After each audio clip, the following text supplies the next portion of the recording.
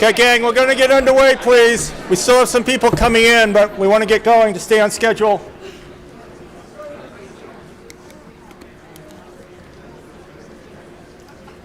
How's that for a formal introduction?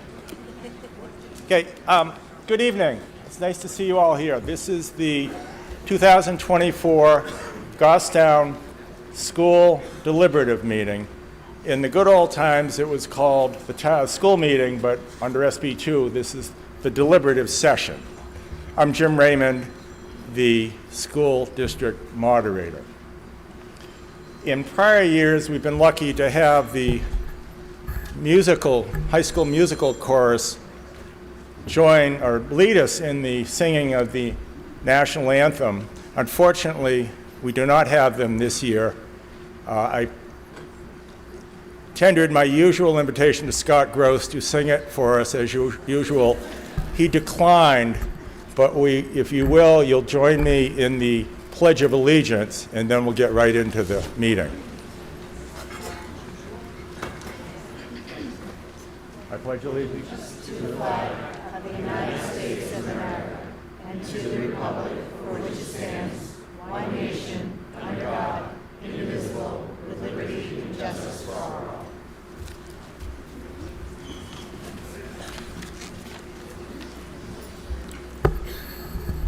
As we usually do, we like to start the meeting by recognizing the volunteers and staff and others who contribute to making the school district work through their efforts and also making the town work. Goffstown gets comments, some envious comments from other towns that our government and school seem to work well, and that's not by happenstance. That's because people make it happen. So with that tone, I'd like to introduce first the members of the school board. Now, I have to say, as I do every year, this is my annual opportunity to massacre names. Be assured I will take full advantage of it. Don't take offense. But with that, I'm going to introduce first, to my right, your left, the assistant moderator, Stephen Dutton, and the school district clerk, Joanne Duffy. The school board members, at least raise your hand when I call your name. Heather Trapaz, the chair, Caroline Racine, vice chair, Retta Chaffee, Dan Cloutier, Nicole Bump, Jenny McKinnon, Shane Razamis, Jared Talbot, and Ellen Vomakowitz. Did I leave out anybody? Good. For the SAU administrators, Brian Balke, superintendent, Wendy Kohler, assistant superintendent, Scott Gross, business manager, Laura Taylor, assistant business manager, Kate McGrath, human resources director, Jennifer Freitas, special education director. Is Jennifer here? Stephen Bourget, technology director. Talk to him sometime about computers and let me know if you understand a word that he said. Randy Loring, the facilities director. Don Tabor, the facilities supervisor. And Denise Morin, the executive assistant, who puts together much of the package that we're going over tonight. For the principals, Frank McBride, and back, the high school principal, Kim McCann, the assistant principal, Jessica Milligan, the Mountain View principal, Brandy Williams, the assistant principal, Suzanne Pishka, I'm getting better at that, by the way, the Maple Ave principal, Lisa Johnson, the assistant Maple Ave principal, Jerry Gogan, Bartlett principal, I don't see her, Christine Coburn, Bartlett assistant principal, Kathy Stroyle, the Glen Lake principal, Christine Coburn, the assistant principal. The meeting tonight and what's before you is really a product of lengthy discussions by the school board and the budget committee, both of whom play an important role, really critical roles in this. And Goffstown has been lucky in that our budget committee and our boards have worked together. They may have disagreements, but generally it's been a collaborative process. So I'd like to recognize the budget committee members. If you're here, please stand. Joe Alexander, who's here somewhere. Frank Hobbs, vice chair. Samantha Kearns. Brian Mazer. Melanie Renfrew-Hebert. Stacy Belmore. Oliver Welch Erdel. Olivia, right. I should have blown this up. I'm sorry. Lauren Dukas. Allison DeCesare. Is that how you pronounce it? DeCesare. Okay, close. Doug Pounds. Richard Manzo. Peter Georgiantis, if he's here, selectman's rep. Jared Talbot's the school board rep. Ellen Markowitz is the assistant school board rep, and Richard Fletcher is the Goffstown Village District. One of the developments over the last few years is that the school board has gone to town deliberative session, and the select board members have tried to attend this. That has not always been the case in the past. Sometimes if you go way back, there were two separate worlds. So I'd like to acknowledge the select board members who are here. Kelly Boyer, in back. I don't know if Peter Georgiantis is here. He is. Peter is here in back. Collis Adams in back. Jim Craig, I haven't seen him. Yes, he is. And Mark LeMay. I think that's the first time that all of them have made it, so I congratulate you. Thank you. I don't know if Kathy Ball is here. Is Kathy the town clerk? She, as you know from our elections, which are both our town and local election, is a combined school and town government, which she runs and runs Rod Stark and me around with it by our noses. And we get compliments from the Secretary of State, the Attorney General, and others on how well run our elections are. And I think if you've been to them, you can see that. They really do run well. And Kathy has a lot of the responsibility and credit for that. I do like to acknowledge any state representatives that are here. Joe Alexander, we've already noted. Judy Lenza, I don't know if she's here. Judy. Fred Platt. Sheila Seidel. Lisa Mazer is here. And I don't think Travis Corcoran is here. I will, Joe Alexander, I'll note, has been working with the school board really on conveying information about what's happening in education at the state. So we're going to, at the end of the meeting, if it hasn't gone too long, and I hope it does not, we'll give him a couple of minutes just to summarize some of the information that he's been given to the school board, so you'll have it too. The school district meeting is a chance to also acknowledge others who have made contributions to the school district. Every year, the school board gives out 2 awards, the Cornerstone Award and the Dream Keepers Award. I think, Retta, you're going to make those presentations?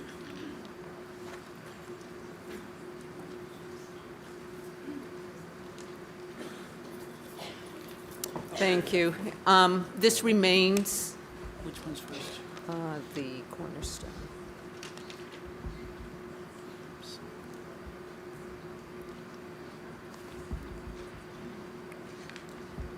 Don't start yet. Not gonna say. Okay. This remains my favorite part of the school deliberative session, where the school board gets to recognize people and organizations that have gone above and beyond to support our schools. We have 2 awards that we give out every year. One is the Cornerstone Award, and this is given to individuals that work within the schools. And then we have the Dream Keeper Award that is given to individuals or organizations, as it might be, that work outside of the schools. So we are going to start with the Cornerstone Award, and then we have a video that will do a lot better job than I can do in recognizing their efforts. Hold on. You want Cornerstone or Green Paper? Cornerstone. All right. Cornerstone, full screen. Play. Thanks. Hello, I'm Nicole Bump, Goffstown School Board member. Every year, the board gives out 2 awards, and I'm honored to introduce to you the Cornerstone Award. The Cornerstone Award recognizes a staff member or a community member that works in our schools that has demonstrated outstanding support of student learning. Recipients of this award have gone above and beyond to contribute to the overall educational climate of our school district. Thank you, Nicole. I'm so happy to announce this year's winner. On behalf of the Goffstown School Board, we'd like to recognize the 2024 Cornerstone winner as Christina Lamson, our great technology integrationist for the Goffstown School District. Congratulations, Christina. Christina's dedication to advancing student learning through technology is nothing short of remarkable. As a tech integrator, she's played an important role in the successful implementation of our Schoology learning management system. She's been able to connect all of our curriculum resources with this cutting-edge technology. Her commitment to fostering a conducive educational climate is evident in everything that she does for our staff, our students, and our community every day. What truly sets Christina apart is her ability to exceed in expectations in everything that she does. She's a visionary leader who embraces ideas but takes them to new heights beyond our imagination. She makes teaching and learning fun, and she provides students and staff the opportunity to continue to grow in all of their technology skills. Christina's passion for her work is reflected not just in the quantity of hours that she puts in, but the quality of her contributions. All of this is always done with a big smile on her face. Christina, your impact is immeasurable. I'm thrilled that you're being recognized with this Cornerstone Award. Thank you for being the driving force behind curriculum access and innovation here in the Goffstown School District, and for making a lasting difference in the lives of our students and staff. This is a well-deserved honor. Christina is an extremely hardworking and dedicated member of the information technology team here in the Goffstown School District. In her role as the district's only technology integration specialist, she not only supports faculty and staff by helping them bring technology into the classroom, but students and family accessing those technology resources both inside and outside of our school buildings. Christina has been instrumental in building out our new Schoology learning management system, focusing heavily on finding ways to make things easier for both staff, students, and their families. She has invested hundreds of hours creating digital tutorials, technology support articles to allow for on-demand help, and has made herself available to provide support at the time of need. Christina, you are truly deserving for this award, and congratulations. Mrs. Christina Lamson is an exceptional educator and well-deserving of the Cornerstone Award.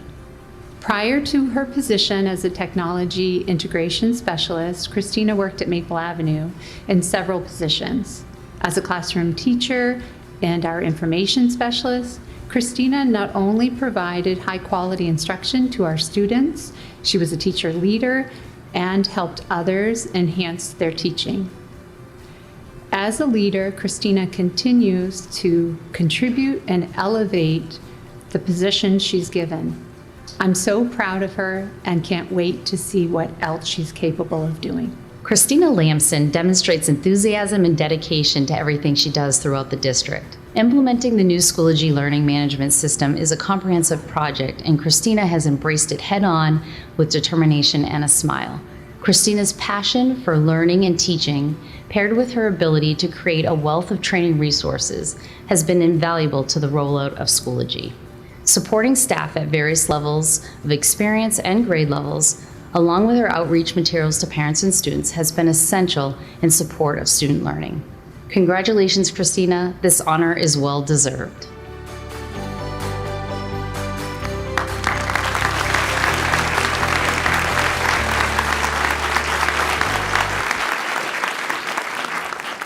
And if Christina's here, if you can come on down.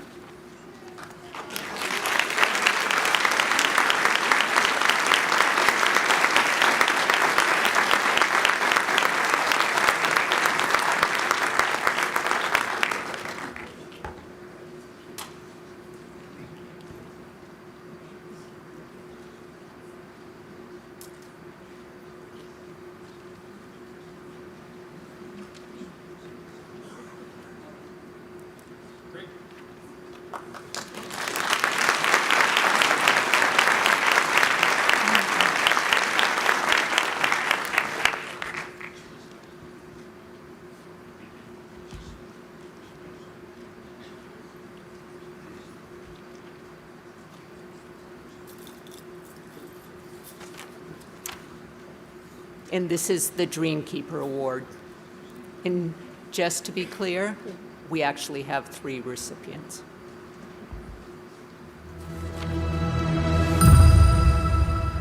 Hello, I'm Shane Erasmus, one of your elected officials on the Goffstown School Board. Every year, the Goffstown School Board gives out awards to individuals who have made a profound impact on the Goffstown school community and have illustrated an exceptional service to our school district. One of these awards is the Dreamkeeper Award. The Dreamkeeper Award has been established to recognize people or organizations that truly have gone the extra mile to make the Goffstown dream of providing a superior education a reality. This award is given to individuals or organizations who have demonstrated exceptional service to our school district in a variety of ways, but not limited to acts of heroism, an achievement or accomplishment recognized at the state or national level relating to education, a major investment of capital, time, supplies, or equipment that will enhance education, a significant contribution to the district in service, creativity, etc., which enhances the quality of education in our schools, outstanding academic, athletic, and/or community service achievements. Thank you, Shane. So I'm so proud and so honored to recognize this year's Dreamkeeper Award winners. This year, we will recognize 3 recipients. Our first 2 recipients are Mike and Barry Charest, being recognized for their incredible work on the Goffstown Artificial Turf Field Project. And our third winner is Diane McCarthy in Crispin's House. Congratulations to this year's Dreamkeeper recipients. Diane McCarthy has been the executive director of the Crispin's House Coalition for Youth for about 10 years. And under her direction, and due to her unwavering commitment to the mission of this organization, students, parents, schools, and the greater Goffstown community have benefited from her tireless leadership. Having participated in several of the Crispin's House programs as a parent, I can say from experience that these programs are high quality, engaging, and timely. Thanks to Diane and her collaborators for the hard work and persistence that may often go unnoticed. Our town is better for it. Congratulations to Barry Charest and Mike Charest on winning the Dreamkeeper Award this year. Both Barry and Mike were heavily involved in the Goffstown High School Turf Project, helping administration and staff manage what was a really large project. Mike's expertise in sound systems and Barry's as a general contractor were just invaluable, helping the school district navigate, which was a very difficult project. So thank you very much for all of your support, both Barry and Mike, and congratulations on this well-deserved award. Hello, my name is Aaron Silvestre, and I'm one of the many students who have been impacted by Diane McCarthy. Without knowing Diane right now, I can say for a fact that I would not be in college. I would not be the man I am today, and that's all thanks to her. When I think of Diane, I think of this one quote. It's one of my favorite quotes from Maya Angelou, and that is, people may forget what you said. People may forget what you've done, but they will never forget how you made them feel. Diane always makes me feel at home. She's someone who I'm always happy to talk to, someone who always cheers me up even when I'm feeling low.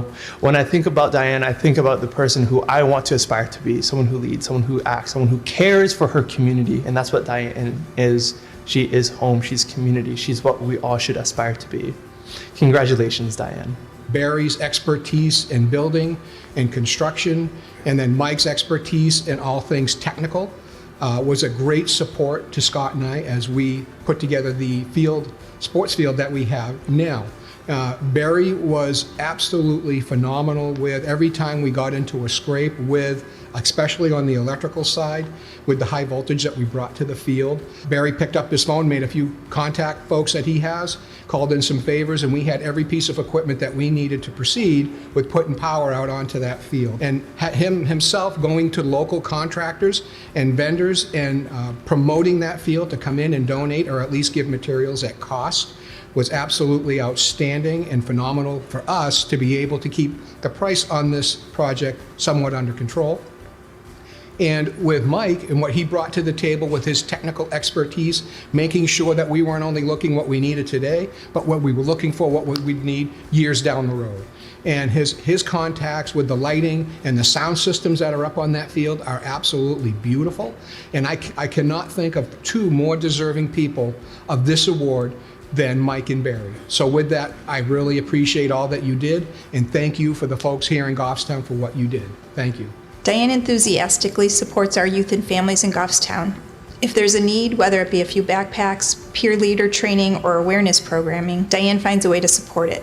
I think what makes Diane so special is that she has a vision beyond responding to immediate needs. She focuses on prevention and developing protective factors for the youth in our community. She looks for opportunities to connect our kids with trusted adults through programs like Youth Forum and Challenge Day.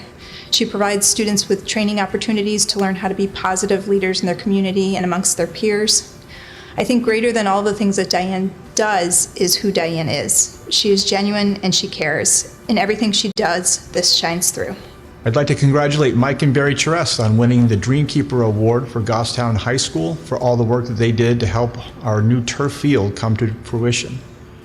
This was a project that was a long time in the planning phases, and Mike and Barry I've known for a number of years, parents of student athletes at Goffstown High School. They help out coaching in the community. They came to us early on when they heard we were trying to build a turf field at the high school and offered their help. They both had a ton of knowledge about some of the specifics we were looking to do in terms of building a press box, lighting the field, doing sound systems, all this stuff. Their breadth of knowledge was just humongous. And really the big thing for both Barry and Mike was the amount of time that they put in.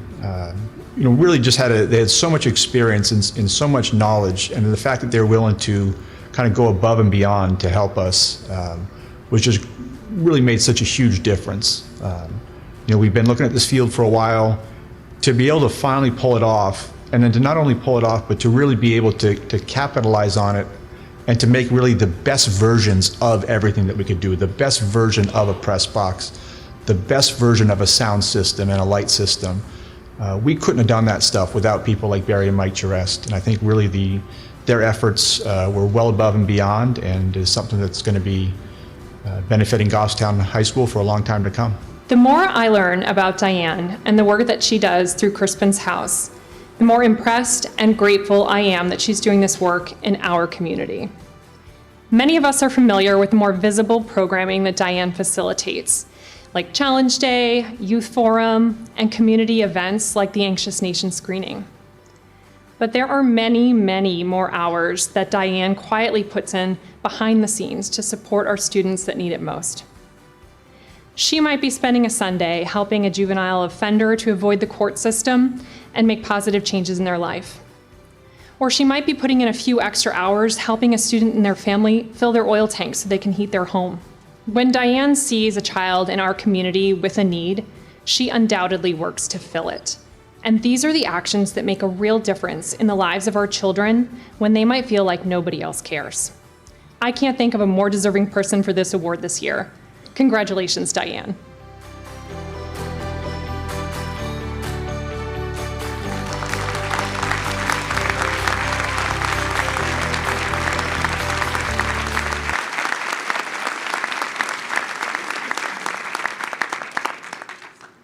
Recipients, come on down.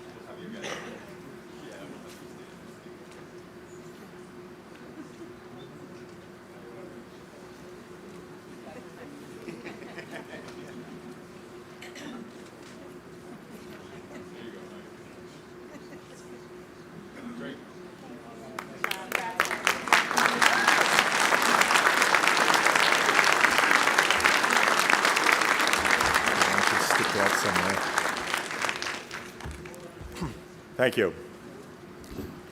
I see a lot of new faces, which is a good thing, but it also gives me an excuse to give a slightly longer lecture about what we're doing tonight than I gave in the last 2 years when it was a lot of repeat customers.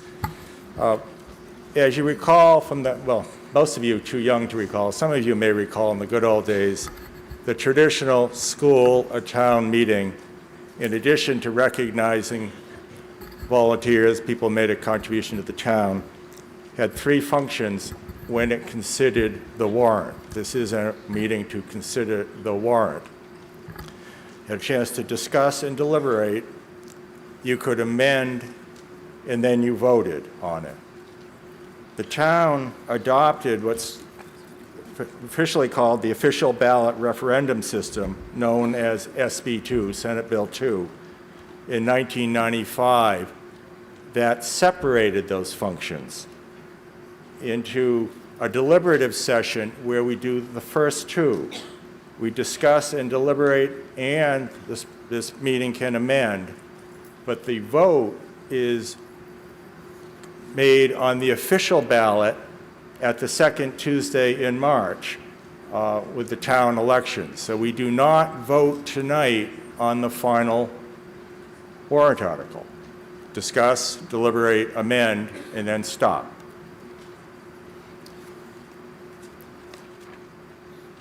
So what happens tonight is every article, once we're done, as we're finished with or don't make any changes to, appears on the written ballot to be voted on. You do that on March 12th at either high school or at Bartlett, depending upon your ward. So if we do nothing tonight on a warrant article, it will appear as presented on the ballot. The procedure we will follow, though, is I will entertain a motion to bring it forward for discussion. That's parliamentary procedure with a second, typically by the school board, or on the petitioned warrant articles, of which we have 2, by the petitioners. We'll discuss. If there's a motion to amend, we'll discuss the amendment as briefly as possible and then vote on the amendment, but we're not voting on the final article. We're just voting on what will appear on the ballot. If there's no motions to amend and we've reached a reasonable conclusion on discussions, I will stop the discussion and move on to the next article. We do not need to take a final vote on the article. The rules of procedure we follow have been called, I think by Fred Platt, Raymond's Rules of Good Order and Civil Procedure. I used to call Fred as part of that author, but he's denied it, so he's going to blame me. It's not Robert's rules. Those are not adopted in this town, and they're not a long list of formal rules because we don't need them. But we do need a few, and they are as follows. Comments on the warrant articles must be germane to the warrant article. This is not an opportunity to discuss all matters. Remember, this is a meeting to act on a warrant, so we'll limit our discussions to the warrant. You should wait to be recognized by the moderator before you speak, and you must come to the microphones. I will not entertain comments from the audience. It's not the Red Sox game. I will not permit that. So if you wish to be heard, you have to come forward. Otherwise, make your comments on TikTok or Facebook, but not here. You must use the microphone. All comments are addressed to the moderator, me, not to individual members of the audience or the boards. I will not permit criticism of any individuals or boards. We may have disagreements, but we're going to operate under the understanding that everybody is working towards the betterment of Goffstown, however they see that. Is that clear? You may ask when you come forward up to 2 questions. You cannot stand at the microphone. Nobody is compelled to answer your questions. But if you have questions, for example, for a board, we will batch those questions and give them an opportunity to answer after they've had a chance to discuss them. But we're not going to engage in a give and take from the microphone and the boards. Again, all comments and questions are addressed to me. If you have follow-up questions, I'm not urging it, you may come back up if we have time, but I'm going to reserve the right to cut off the discussion if it looks like we're replowing old fields, not making progress because we need to get out of here tonight. If you have a motion you wish to make, The procedure is you submit the motion in writing. Steve Dutton has the forms, and you'll make it orally and in writing, signed and with a second. 2 people are required to make a motion.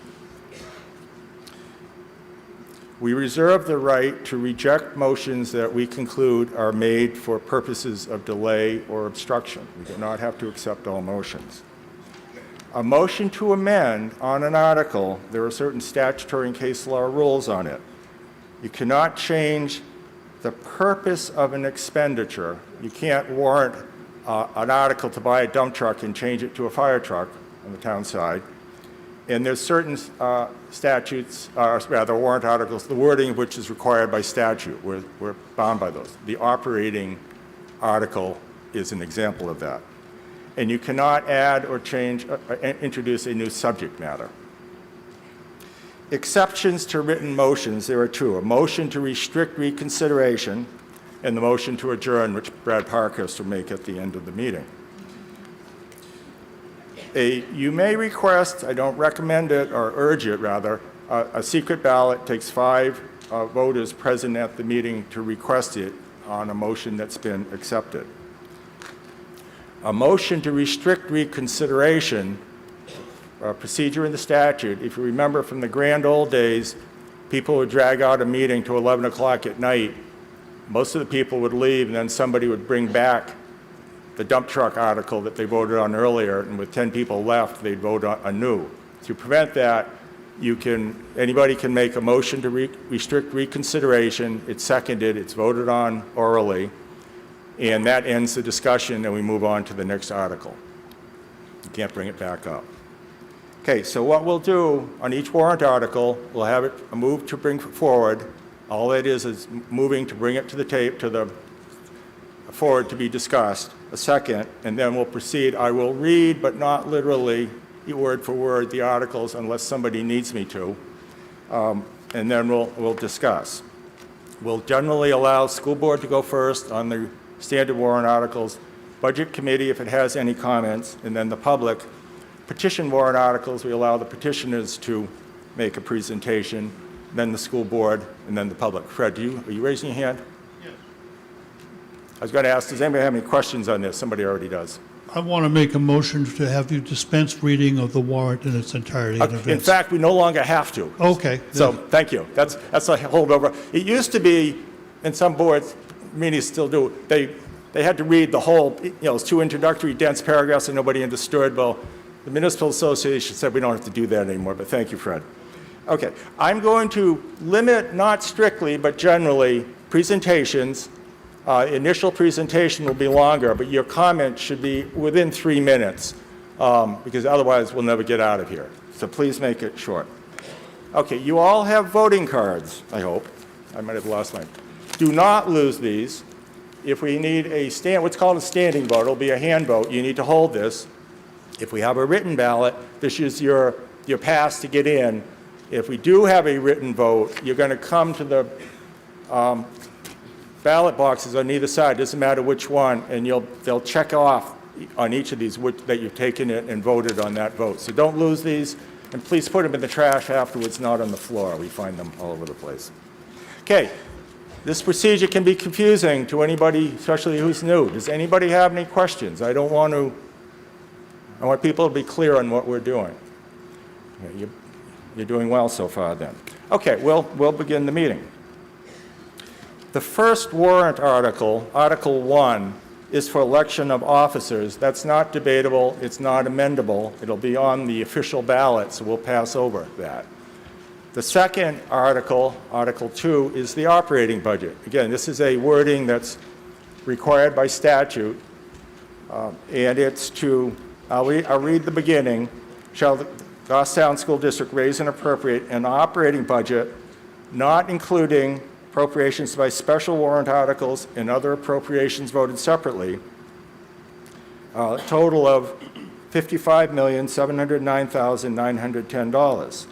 Should this article be defeated, the default budget shall be $55,401,923. If there's any questions on the default budget and how that's calculated, I'm going to let Scott Gross tell you about the math, but that's a way that since we have to have a budget to put on the warrant, if nothing, if this does not pass, or I'm sorry, there has to be a budget to go forward. So if the budget on the warrant is not passed, that's the default budget. That's the one that governs. In the old days, you could debate and take votes until finally you arrived at a final number. We don't do that now under our system, so we have to have a default budget.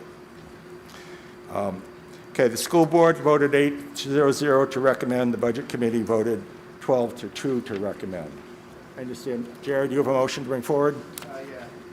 Move Article 2 to the floor. Shane, you're seconding? Second. Okay. Jared and Scott, you're speaking to this? I'm going to permit the board a reasonably long time to make this presentation because it's detailed and it applies generally to other articles that you'll hear. So I think by having the full presentation now, it will educate us on the follow-up articles. Gentlemen? Thank you, Mr. Moderator. Let's move over. Just a one note from the moderator. The Budget Committee voted 11-2-0 for this. So that was 11-4 to recommend the proposed budget, 2 against, and 0 abstentions. Just as a note, this is something that the school board takes a long time to do. We meet starting at the end of September into October and sometimes even into November, looking at our budget with the administration. And then once we have a budget we feel is ready, we forward it to the Budget Committee itself. The Budget Committee then meets in November and December, not only looking at the school, but also looking at the town. So this is really a multi-month process that's been used for more than one board to look at what our proposed budget is and really interrogate the individual line items that make up our budget. So with that being said, we'll go right into what is the vision going into our budget for 2024, 2025. So our first thing is that we always focus on high quality instruction for our school-age children and our students. That is the focus that we have within our board. That's something that we project every year. Our district staffing, we wanted to keep it 0, so 0 headcount add. There are those opportunities where we have needs in schools and we have attrition at other schools. Instead of filling those roles where people have left, we decide, is that really a role that can continue in its current form, or can we move that to a different school system? So from a budget standpoint, there is 0 additional headcount within our budgets because of the attrition and the movement that's needed to support our schooling system. Our technology advances our student learning, and I would also say our parents with Schoology. We can actually go in and see what our kids are working on, what their homework is. I myself have difficulty, but luckily I have a good support system at home. My wife really looks at that. I'm sure other members of the boards go into their kids' accounts all the time to look at their homework and what's being learned on. We want to make sure that we provide a safe and clean building. You know, we can't really learn well if we don't have good sanitation within our school system. We want to maintain great communication with all of our stakeholders in the community, the parents, the teachers, the lawyers, the moderators, everybody that we have within our community. We want to make sure that we're open and transparent and allow people to do that.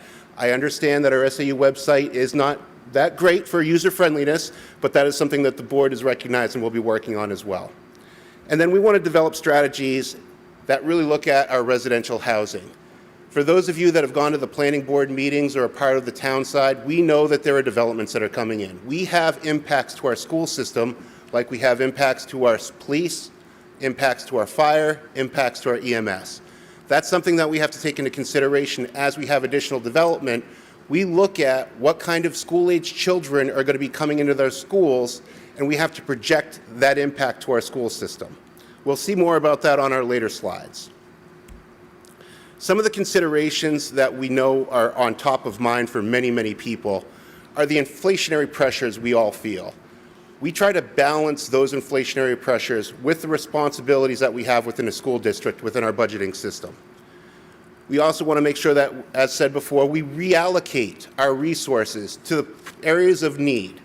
You know, I believe that if you ask our principal at our middle school, when the budget committee looked around and looked at MVMS, she was very frank and said we couldn't find a French teacher at the middle school.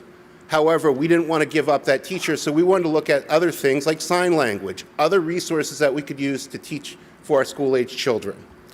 For 2024-2025, the district's focus remains on educational remediation over the COVID lifespan that happened. We know that there's some residual work that we need to do. We want to continue to focus on that, making sure that our kids have an emphasis on our mathematics and our English learning language, or reading as we used to call it, because we do see from our test scores that not only Goffstown, but all areas in the country are deficient in those areas of learning. So we want to make sure that we continue focus on that as well. Schoology, we want to continue to implement additional modules of our learning management system so that we can have better synergies within our applications. And then again, continued use of grants to support our needs. You know, even though that we don't have the ESSER grants that are those federal grants that we had over years past, federal grants are down a little bit, but we're looking for everything we can get from the federal, state, or local area for grants so that we can apply for those and use those to try to offset some of our costs. Overall budget comparison. So from a general fund perspective, our warrant article is made up of 3 different funds. The one that we're going to focus on is that top one, which is called the General Fund or Fund 10. But the difference between the proposed budget and the default budget is $307,987. So if this did fail the warrant, if this went to the votes and it did fail, the difference again is $307,000, close to $308,000. The food service is a self-sustaining fund.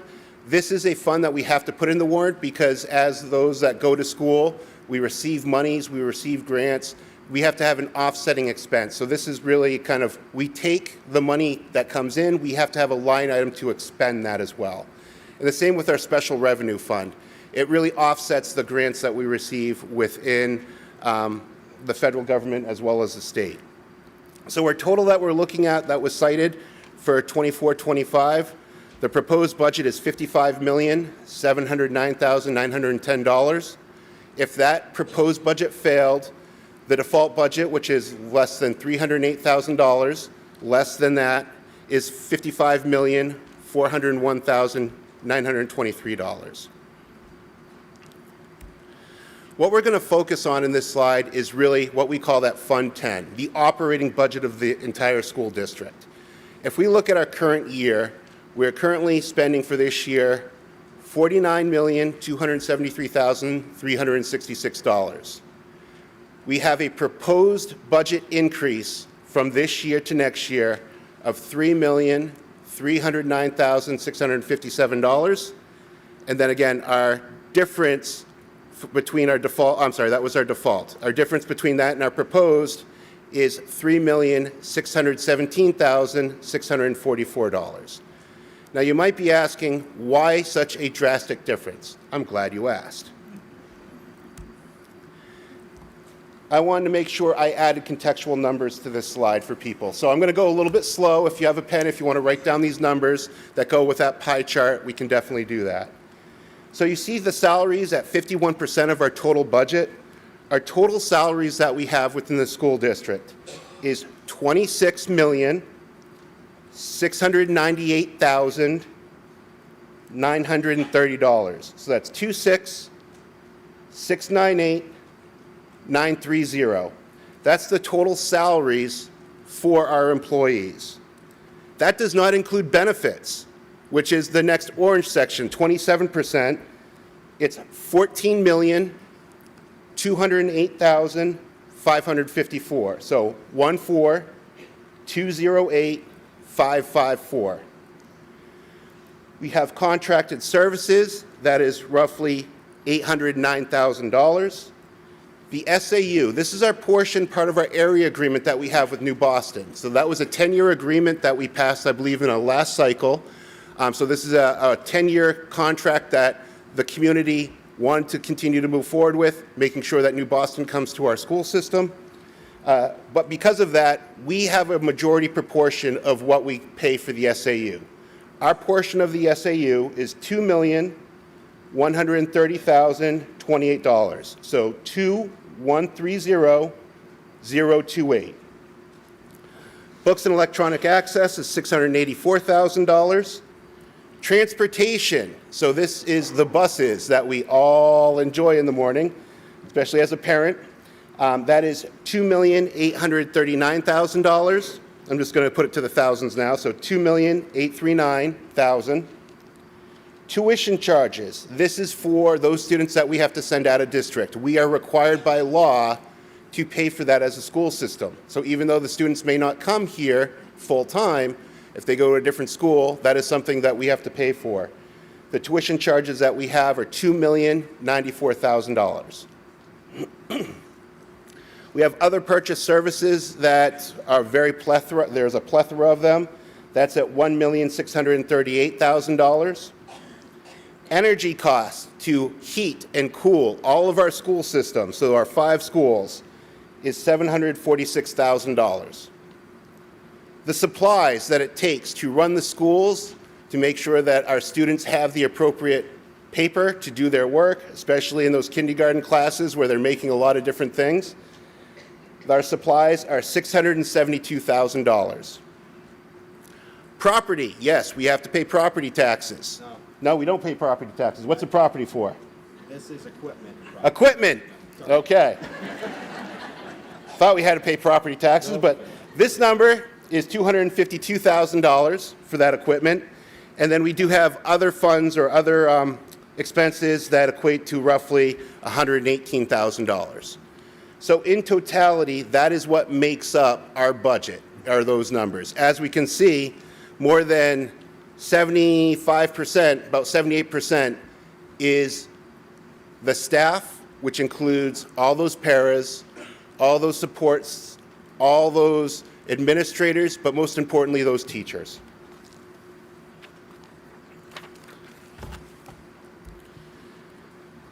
So, why do we have such a big difference from one year to the next? So as we look at our budget increases from this fiscal year to what's going to be on the ballot, that increase of $3.6 million, roughly $2.4 million of that is for the teacher contracts that we were blessed, and for the support contracts that we were blessed to have passed by the voters last year and the year before. That is really the main reason why we have this increase from year over year. We also have special education and transportation of $750,000. These are the things that, again, we are required by state law to pay for those as a school district, even though the students or those school-age children do not come to this school. We have other costs that you can see, information technology. I work in IT, several of us do in this room. We know that those licenses are not getting cheaper, they're getting more expensive. But these are the increases that we have to have in order to keep our schools running, keep Schoology up, make sure that we have some technology for not only administrators, but our students and family and teachers. Wonders Reading Curriculum. This is something that we are adding to the elementary schools, I believe, for the different 2 elementary schools. We are updating our curriculum. That's on a cycle. $90,000 of that is for our updating of our reading cycles in the elementary school system. Facility repairs and our maintenance lines, those were increased a little bit because, again, we have work that we have to do. We have some old buildings. We recognize that. We're trying to replace what we can through our CIP and another warrant article coming up later. But this is kind of the things break, and we have to repair them as they go. Total additions and reduction in lines. Just kind of putting in some pieces here. We increased the pay for our substitute teachers. We increased that line by $30,000 from the prior year. And that was to match our actuals. So we were paying that money anyway. We wanted to make sure our lines reflected the actuals of the prior year, as well as some of our other non-union staff having those 3% raises that really we want to improve and make sure that they stayed with us as part of the process. Our energy. So our supply in electricity has been relatively stable. We have tried to use multi-year contracts that extend through 2024. Those are something that Mr. Gross, who wants to come up right now and talk, but I'm keeping him away because he'll take a lot longer to speak than I do. But our propane costs, I don't know about that. our propane costs have remained level. We still have a contract. We're getting $1.71 for our propane per gallon at our schools because we contracted in and we know that we spend so much. So we wanted to make sure that we kind of rode that curve that we could to get a better price. We have realized some energy gains and some of our savings for replacing our windows. Having more energy efficient windows, our heating costs did go down a little bit in our schools. So again, I think that was great use of our ESSER funds where we received a federal grant. We want to make sure we put it in the right place so that we can reduce our overall operating costs. Energy reduction really did that for us with those windows. And then we also continue to look at our energy usage, and we're working towards replacing our equipment with some more energy efficient items. And it's really, we are engaging with a consulting service with energy management, and there will be more conversation about that at the school board. So please do listen in on GTV or come and actually visit us. We're always looking for people to attend. Oh, you want to take this? Yeah. Okay, he's kicking me out, even though I was going to do this part. All right. We said we were going to tag team it. Good evening, everybody. Scott Gross, I'm the business administrator for the SAU 19. So the slide that you have in front of you are the revenues, and we talk a lot about expenses from year to year, but it's important because the revenues help offset our expenses and ultimately reduce what you, the taxpayers, have to contribute. So you'll see that we've budgeted a little over $8.5 million for tuition. That is from the New Boston School District primarily. We do get some tuition from preschool role model families, but the lion's share is New Boston. That state portion, this is everything other than the new adequacy that we get. We get money for special ed reimbursements. There's some food service state funds that we get, a little over 521. The big one here that you're going to see is federal grants, and you'll see that it's a drop of a little over $1 million. So we did get quite a bit of money from federal ESSER grants, and those grants have pretty much have end of life, and so we've lowered that accordingly. Use of fund balance to reduce taxes, again, you're going to see a $900,000 reduction. The use of the fund balance to reduce taxes, where does that come from? That comes from two primary areas. It is an underspend of the operating budget that we work with, and then an over-collection of revenues. So we anticipate that we'd get X amount in monies in tuition. If we get more than that, New Boston sends more students, then we would get a little bit more tuition. Lastly, you'll see the ones that is talked about a lot in terms of at the state level, and that is New Hampshire adequacy, a little over $7.8 million. And then there's SWEPT, which is a statewide property tax. This was put in place in the year 2000, and it is intended to be the state's share towards providing a adequate education. That is a little low. It's a slight decrease, and there's a couple of different formulas there. But that's money that's raised locally and retained locally. They say it's the state, but it's kind of a, not really. But and then use of fund balance revenues from miscellaneous sources. This is the capital reserve fund type deposit. So again, it comes from the fund balance, and then it goes, if the voters approve it, it goes into that capital reserve fund. So you'll see that the revenues are down by about $1.5 million, 1.6. And that is primarily because of the federal sources. So here I wanted to show you a pie chart, and what this demonstrates for you is that what you'll see in the yellow is 57% is the local property tax share. And then that 15% is the tuition that we get from New Boston. So the majority of what funds education in Goffstown is derived from you folks in the audience, as well as the tuitions that we get from New Boston. And really what I want to highlight for you is if you look at the adequacy number and the SWEP number, it's about 20%. So that's what the state is contributing towards local education here in Goffstown, and you're paying, for the most part, the rest of the bill. So more to follow on that. And now, Jared, I'm going to turn it over to Jared. He's going to go over demographic data.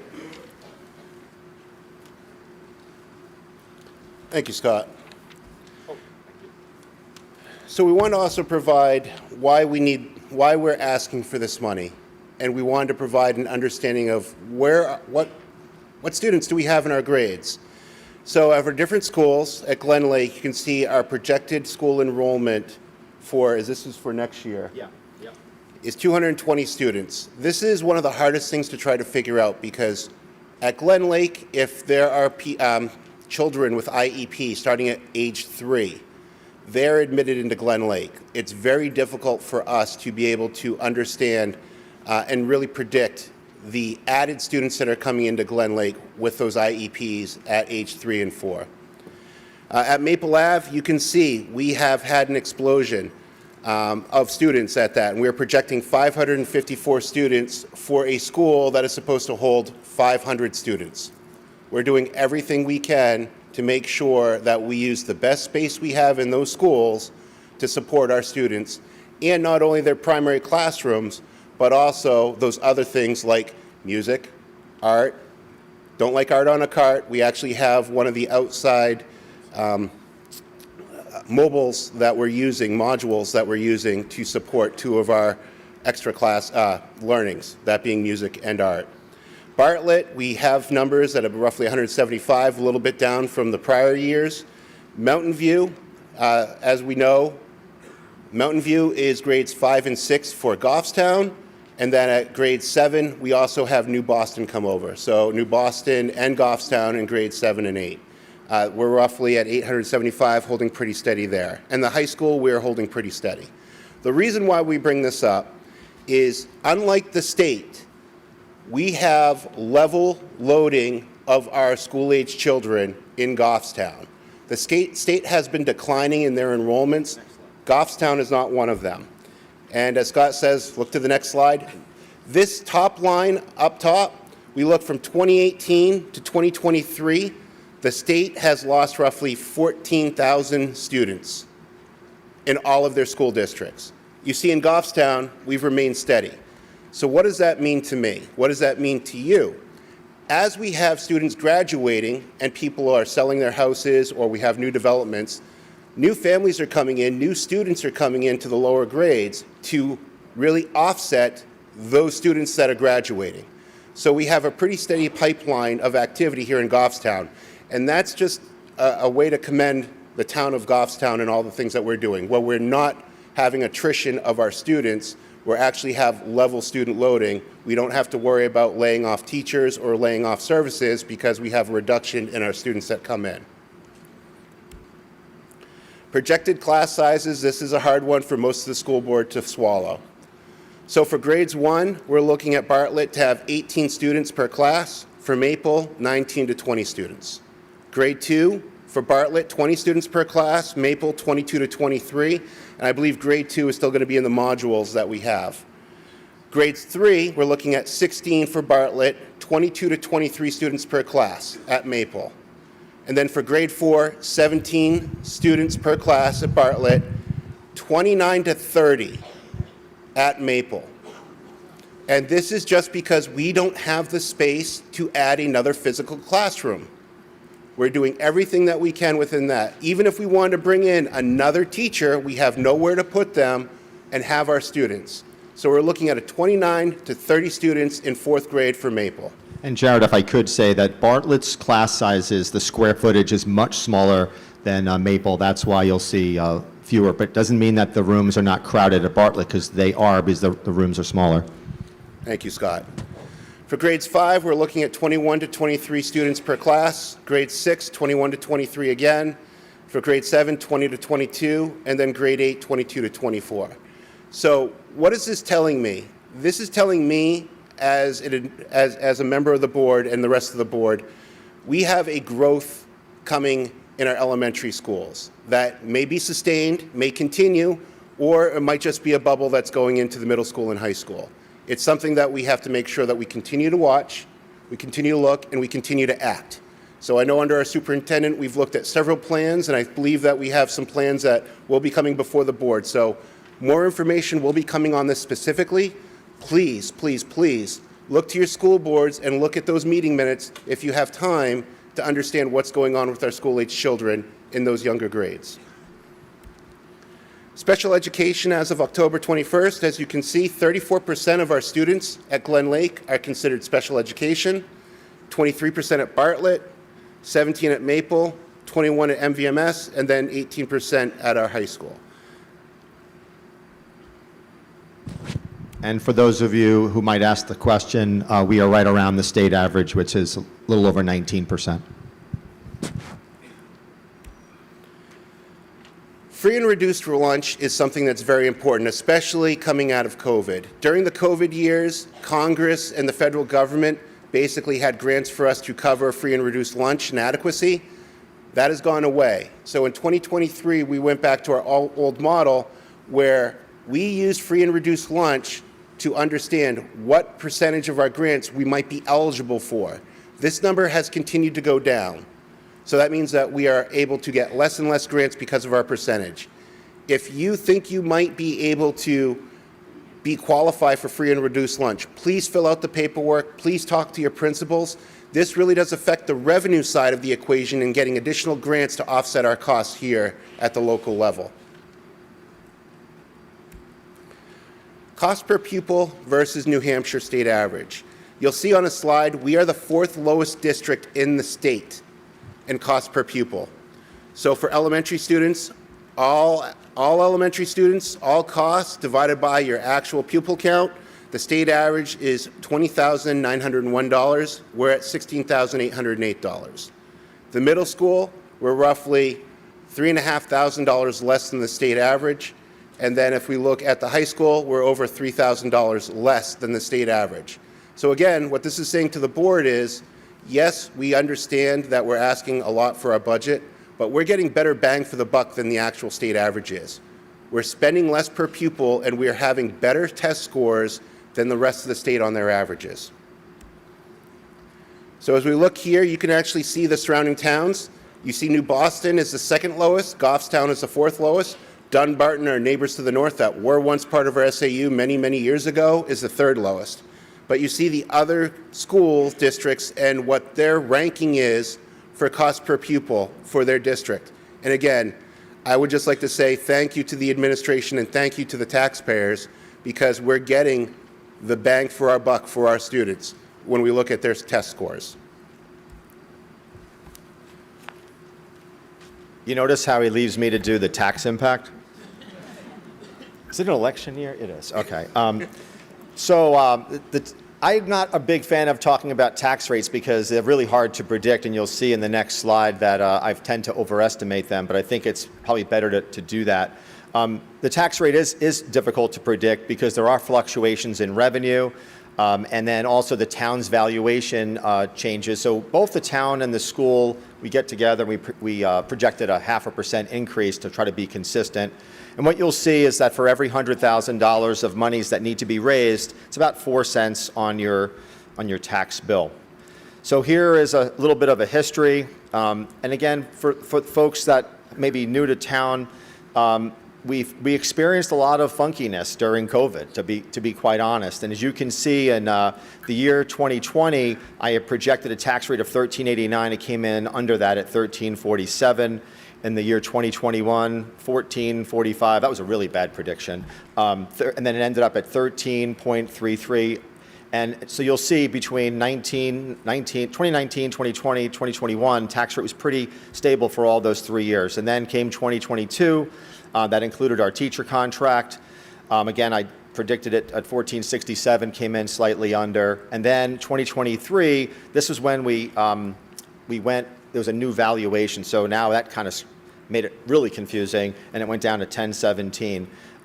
The projection for next year is $11.75. I like to give a range. I think it's going to be probably $11.50 to $11.75, but so much depends on circumstances that are oftentimes outside of our control.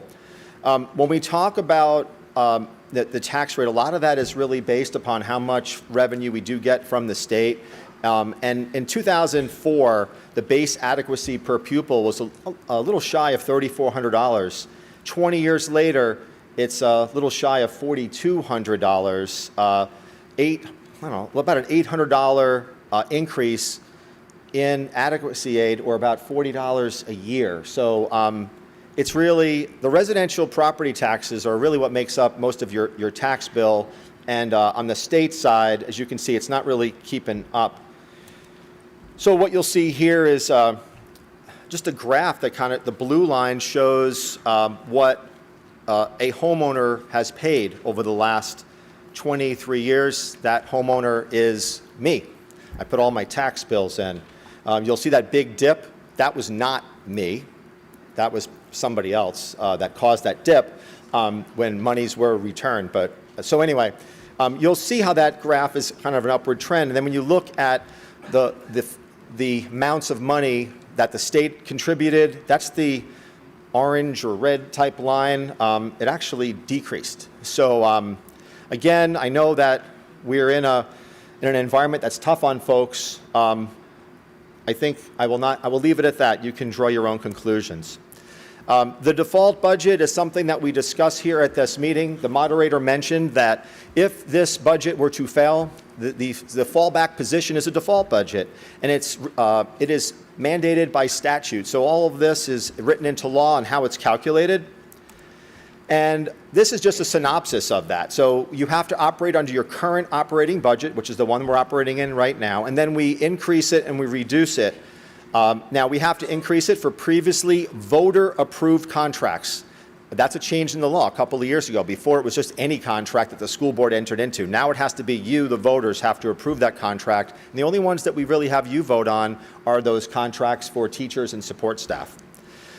Expenses that are mandated or required by law. Jared had mentioned before about special ed transportation. That is mandated by law. Transportation K through 8 is mandated by law. So there's a lot of laws that are out there, whether they be state or federal, and if it applies, it is included.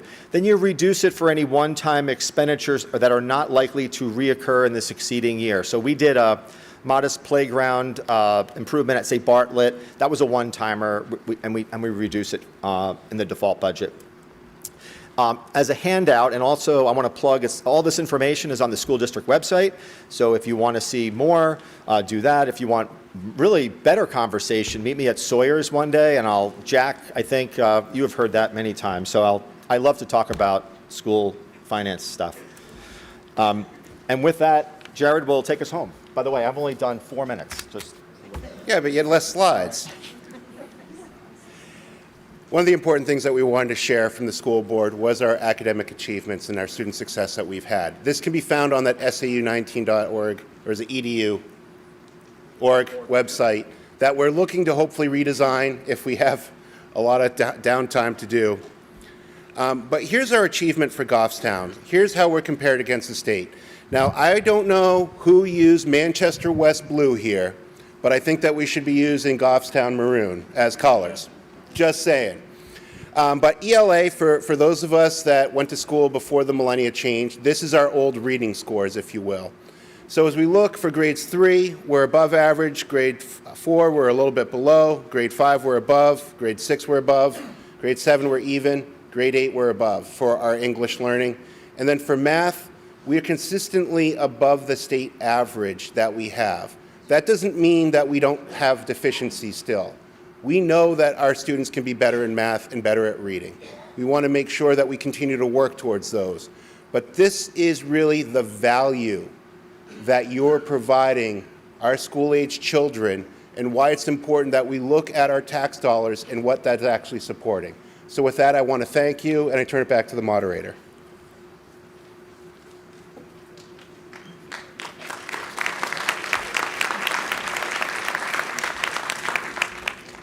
I was tempted to say there will be a quiz at the end of class, but we won't do that.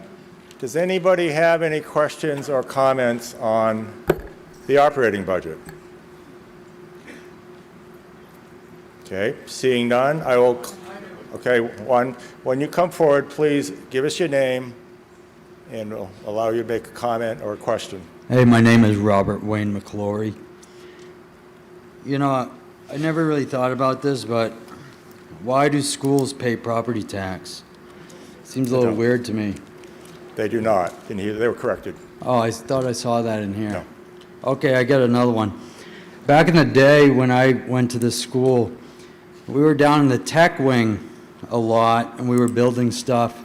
I was in the metal class, the wood class, and I see this, I see the new football field, and I see the box there where the people sit in.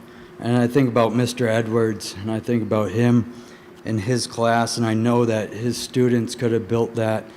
And when I think in those terms, I think about having classes like that with students that want to repair things and fix things and build things that could save a lot of money in the school's budgets.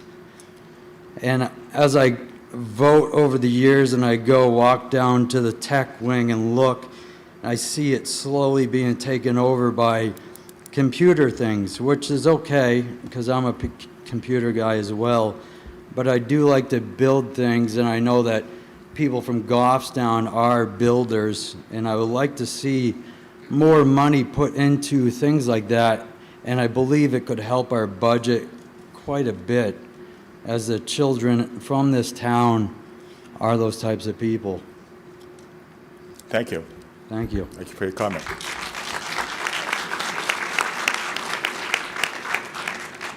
Okay, seeing no further comments on the operating budget, we're going to close the discussion. Wait a minute, on the operating budget. I hear a motion to restrict reconsideration by Jared, seconded by. Okay, motion's been made and seconded to restrict reconsideration. Now, to refresh your recollection, if we vote to restrict reconsideration, it means Article 2 cannot come back on the floor. So all those in favor of the motion to restrict reconsideration, please signify by saying aye. Aye. Opposed? Motion carries. Thank you. By the way, if it's a close vote, I'll require the cards. On a vote like that, I'm not going to bother because it's pretty clear. Okay, we're going now to Article 3, which is the Facilities Capital Reserve Fund Deposit. Shall the Goffstown School District vote to raise and appropriate up to $250,000 for deposit into the existing Facilities Capital Reserve Fund, this sum to come from the June 30, 2024 unassigned fund balance available for transfer on July 1. No new amounts to be raised from taxation. As you see in the notes, school board voted 7-1 to 0. Budget committee voted 8-5 to 0. Nicole, are you making a motion to bring this forward? Red, are you seconding? Okay. Nicole, are you going to come forward? Okay. Okay. Chair, moderator recognizes Nicole Bump to make the presentation.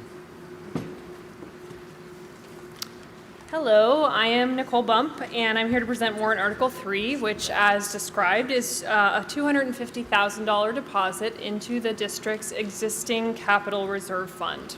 And I promise to make this one a little bit quicker for you. Just have to advance them. Oh, sorry about that. I want to start off with a little bit of information about what a CRF actually is and why it's important for our district, as well as many other communities in New Hampshire that use them. A capital reserve fund is an amount set aside for future or unpredictable expenses or losses, and these funds can also be used for long-term capital investment projects or improvements. Examples of projects that might be eligible for CRF funds include building repairs like windows or roofing, and replacing equipment like HVAC units, fire panels, boilers, etc.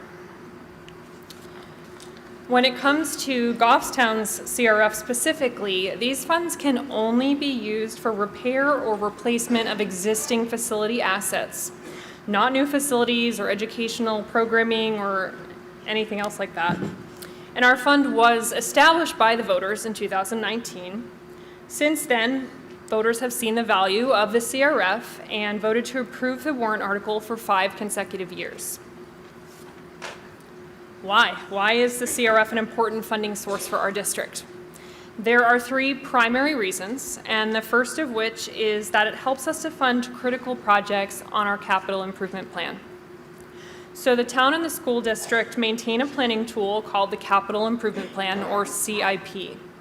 And the CIP is for projects that need to be or should be completed over the next 6 years. So they plan them out each year within 6-year time frame.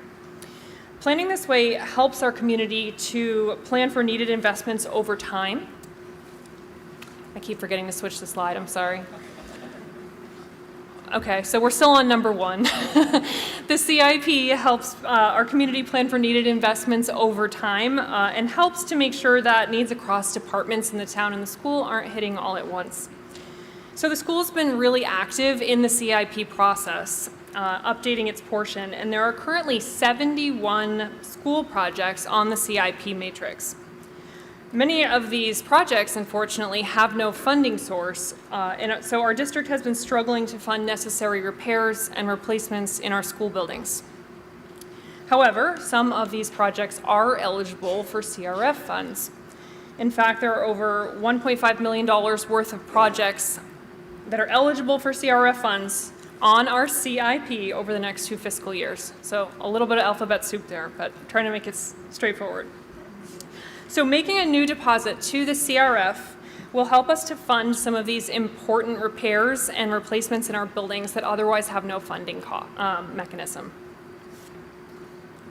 So number 2, the CRF can also be used for unplanned or emergency capital expenses.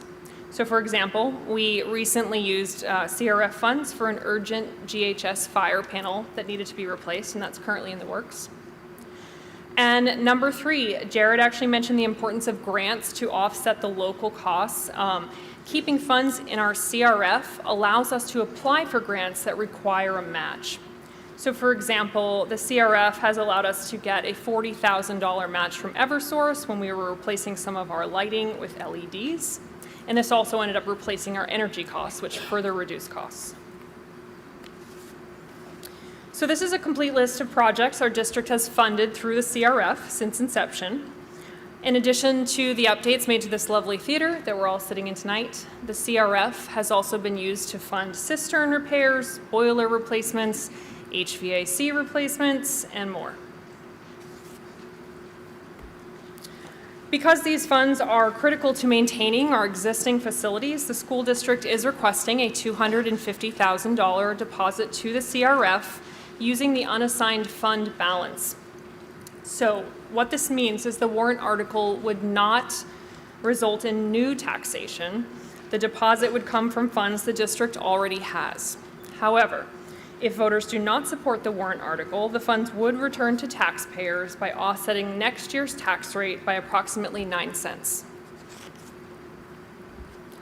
So to put it all together, this chart shows the cost of our CRF eligible projects over the next 2 years at about $1.5 million.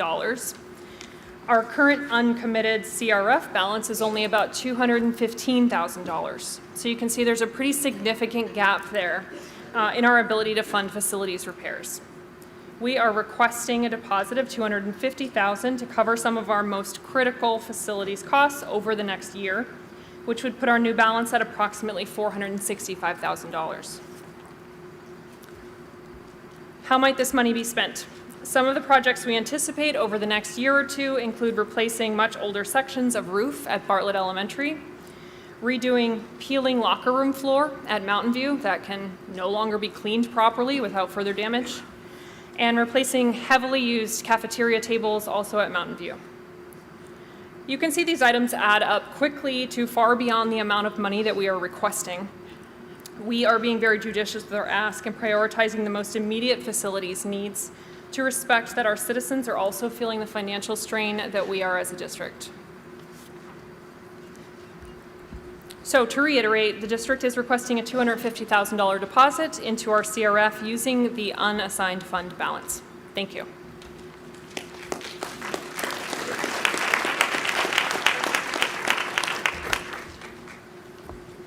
Part of my education role, Nicole referred to the capital improvements program. That's a town project that's really managed by the planning board.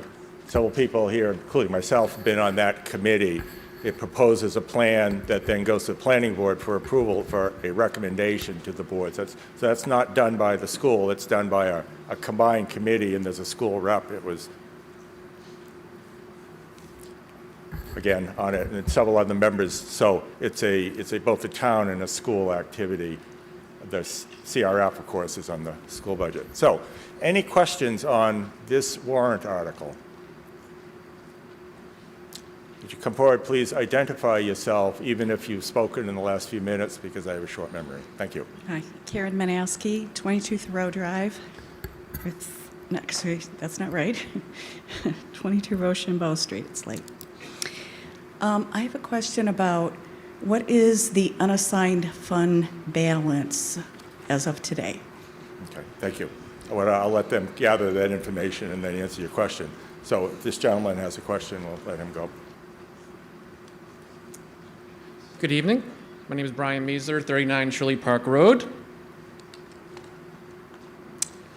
And my question is this, would these monies still be required, especially in light of the infrastructure and energy reduction project, the municipal lease that's in flight? I'm sorry, repeat that, please. Yeah, the question is, would these monies still be required if the infrastructure and energy reduction project, the municipal lease, that's in flight? Okay, thank you. Yep. While they're looking for those answers, are there any other questions that we can address? Okay. Ms. Gross? All right. So the first question was, what is the unassigned fund balance? The unassigned fund balance actually happens on June 30th of the year. When the school year is over. The town is on a different fiscal year, but the schools is on June 30th.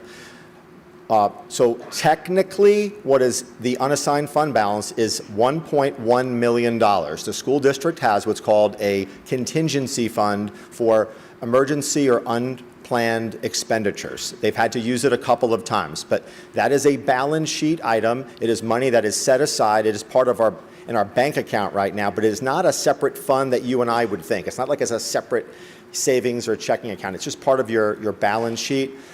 If the board does not reauthorize that to retain fund balance, and again, you can only retain up to 5% of your local tax commitment plus swept. If they don't do that, that money all goes to reduce taxes the following year. So technically, it's $1.1 million. A question that Mr. Mazer asked about the board's work with a energy management company. None of the projects that you saw on that screen that are planned are part of that project. We are focusing on mostly replacing boilers, lighting is another big one, but none of it is related to that project. So everything that you saw that Nicole had showed on the screen is all not on that list of to-do items, okay? And for those of you who've never seen the CIP, it's a wonderful document, and it's online, too. Okay, or if you want to talk afterwards. As a former chair of the CI committee, I will say yes, it is a wonderful document, but I will give you a quiz on that, too. Okay, any other questions? Yes. Just a follow-up question. The unassigned fund balance, is that only used through voter approval? Okay, same rules. We'll let them come up with an answer. Are there any other questions so we can package them? Seeing none. Scott? It is the school board that determines what fund balance is kept from year to year, keeping in mind that there are certain parts of your fund balance that is what's called committed fund balance. And I know I'm getting into the weeds on a little bit of an accounting, but if you have expenses or you have to encumber those funds for the following year, so that gets carried over. But specifically, when I was referring to the $1.1 million, it is the school board who has the statutory authority to retain that, not the voters. Okay? Okay, I see no further questions and they're coming up, so we will close the discussion on Article 3 and move to Article 4. Do you have? Motion has been made to restrict reconsideration by Jared. Is there a question? Jenny, second. All those in favor of restricting reconsideration of Article 3, please signify by saying aye. Aye. Opposed? Motion carries. Article 4 is a petitioned article. I'll read it and then ask the petitioners to make a short presentation. See if the school district will vote to raise and appropriate the sum of $13,000 for the purpose of purchasing night lock door barricade devices to be installed in all primary classroom doors in Goffstown schools to improve safety and security in the event of an active shooter event. It's a special warrant article. The special article is a special warrant article per RSA. What that means, by the way, is it doesn't lapse at the end of the year if you don't spend it. That's the special warrant article. And I understand Sarah Tolson will make a motion to bring it forward. Ryan Bump, you're seconding. Okay, Sarah. Thank you. Sarah Tollefson, 41 North Mass Street. This warrant article is to raise $13,000, which is a one-time cost of about $2 per taxpayer to purchase a door barricading device for classroom doors at all schools in our district. We've been working with the school board, administration, and some of our public safety officials, and we anticipate an amendment here tonight to the language to broaden the scope of options for a device, and that language change is something that we support as well. We want to note that the anticipated amendment to the language will trigger a new vote to recommend this article from the school board and budget committee, and we confidently hope for their support. Thank you. Okay, thank you. And we have this amendment by the school board, and what it does, I'll tell you the change and then read the whole thing. It takes out night lock door barricade devices and inserts in its place supplemental door locks or door barricade devices. And it takes out in all primary classroom doors and says in Goffstown school, and Goffstown schools. And this was a motion made by, made by Caroline, seconded by Heather. Okay, we have it in writing.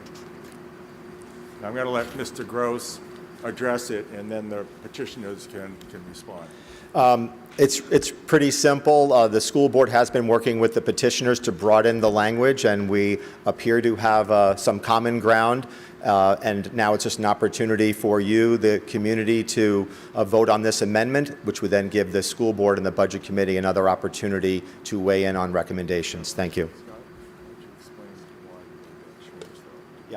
We made the change to broaden the language, which would allow the school district to address different scenarios, investigating different types of devices outside. There is a door mock-up, and it just gives, like I said, the board and the administration facilities and working in partnership with the petitioners that opportunity to be a little more open in terms of options. Sarah, do you have anything more to say on that? Okay, we will vote on the motion. What happens is we adopt the motion that and take no further action. It's the article as amended that appears on the ballot. So all those in favor of the amendment, please signify by saying aye. Aye. Opposed? Okay, I'm going to call it a vote without going through the cards. The motion carries. Thank you. Is there any further discussion on Article 4? Seeing none, I'll close the discussion on Article 4 and move to Article 5. Okay, motion's been made to restrict by Jared, seconded by, are you seconding or you have a question? Good. I'll recognize Mr. Platt. Fred Platt, 29 My Way. Since it's been amended, that gives the school board and the budget committee a chance to reconsider. Will we hear that before we adjourn tonight, that reconsideration? Typically, they meet after the meeting adjourns, and so you'll see it on the ballot, but not at tonight's meeting. Thank you, Mr. Moderator. My name is Joe Alexander, 3 Oakwood Lane. I'm chair of the Budget Committee. Just a public disclosure, we've noticed a meeting, so there's been a change in the language, so the Budget Committee will be open. There'll be a meeting that the public can attend after this meeting. And what that means is if there's a change in an article, the Budget Committee can bring it back forward. That's what Mr. Platt's referring to as well, to either revise, reconsider, change its recommendation. It doesn't have to, but it's under the statute, it allows the Budget Committee to bring it back forward. And thank you for both you gentlemen for clarifying that. Yeah, Ginny seconded the motion for, no, we've acted on it, so we're done on this article. Oh, do we? Oh, reconsider, I'm sorry. It's a sign it's time to retire and let Steve take over if you lose track of what's on the table. Motion's been made to restrict reconsideration. All those in favor say aye. Aye. Opposed, motion carries. Thank you. Okay, now moving on to Article 5, which again is a petitioned article. It's 2.5% tax cap. Shall the town of Goffstown vote to implement a cap on local school district taxes? The warrant article aims to establish a cap on local school districts to establish fiscal responsibility and stability for residents and businesses in Goffstown. The cap ensures tax burden remains reasonable while allowing essential academic, educational, and remedial services to be maintained and approved. So the vote is, and this is the statutory wording under the statute, and the blank is you could fill in the percentage.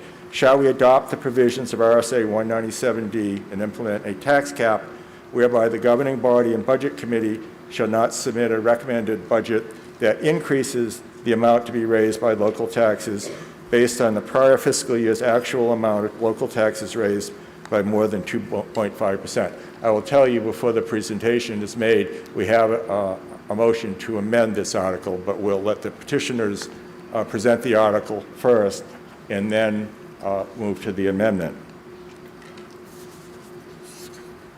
Motion to move to the floor. Yes, tell us your name. Shannon Carey, 16 Gorham Pond Road. Thank you. Since most of you were present at Saturday's marathon deliberative session, I'm going to skip repeating a good chunk of what I stated then. Some things that I do feel bear worth repeating. I'm sorry. Has your motion been seconded? Should be. Is Jennifer Valley here? She's seconding. Okay. Thank you. Some of the things I feel that bear worth repeating are some of the facts. In just 1 year, my home's value has gone up over $160,000. It doesn't matter what the tax rate came down a few percentage points when you've raised my home's value by so much.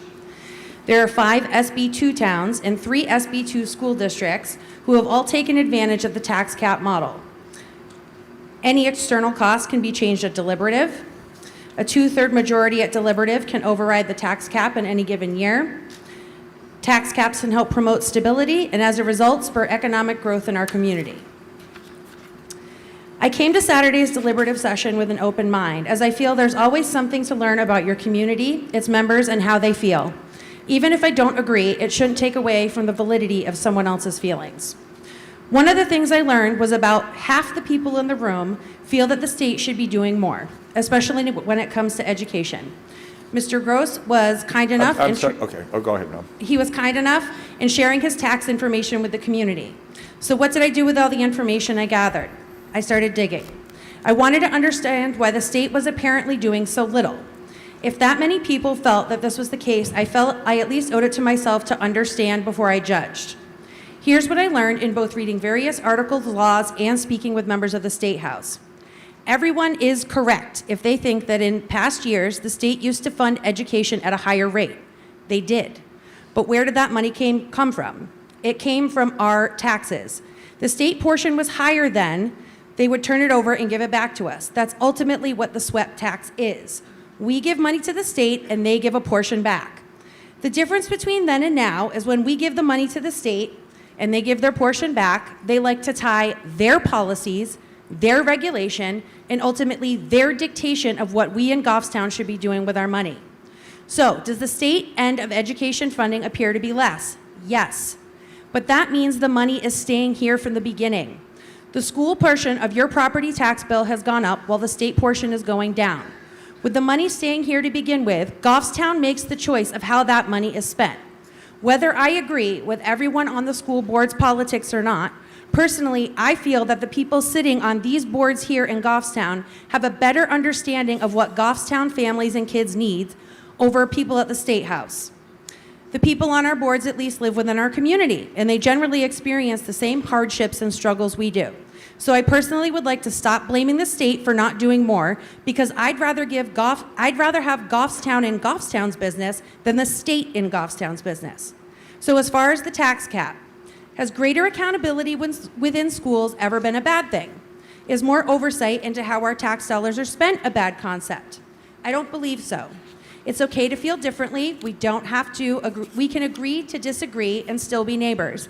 But I would ask the people who are opposed to this, don't be obstinate and completely disregard the fact that half our community is telling you they are genuinely worried they can no longer afford to live here where they put down their roots.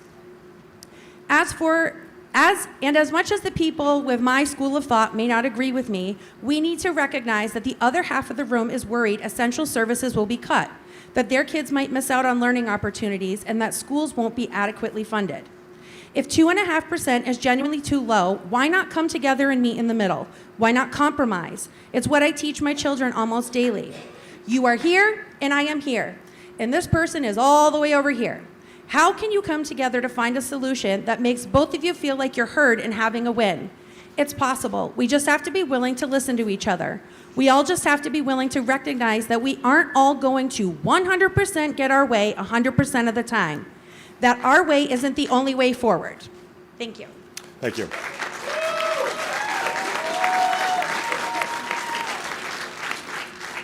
Okay, there has been a motion to amend that has been filed. Scott, did you want to say something? I was just going to. Okay, and it was proposed by Cindy Grigorkakis. Where is she? Help me in this. Pronounce your last name for me. Grigorkakis, I used to know it. And Jennifer, seconded by Jennifer O'Day. So will you make that motion? No, we go. Okay, I'm going to read it to you. So it's to strike the first paragraph in the article, replace in the second paragraph the correct statutory reference, which is to RSA 32(5)(b) and C, and replace 2.5% with the percentage 30%. Did I correctly state your motion? Okay. And I'll accept your presentation on the motion. Good evening. Thank you, Mr. Moderator. So as stated, this amendment would strike the original paragraph, which I believe should not be included, as a lot of those services that is stated cannot be guaranteed to be maintained. I've also corrected the RSA that applied to the municipal law regarding the adoption of the local tax cap as listed in this blue sheet of additional information in the petition article. I've also proposed an increase to the proposed tax cap from 2.5% to 30%. I think everyone here this evening is concerned about their property tax bills. This includes myself as a parent of 2 children who love their school, Maple Ave, and everyone behind me and many of the officials here presenting the school district's budget. I've submitted this amendment because the proposed 2.5 tax cap does not solve problems for Goffstown Public Schools. It creates them. From what we have heard tonight and from the continued efforts made by our superintendent, business administrator, and school board over this past year to educate us on all the facts that Goffstown has one of the lowest costs per pupil in the state across grades. We are not talking about a New Hampshire school district that is spending on wants.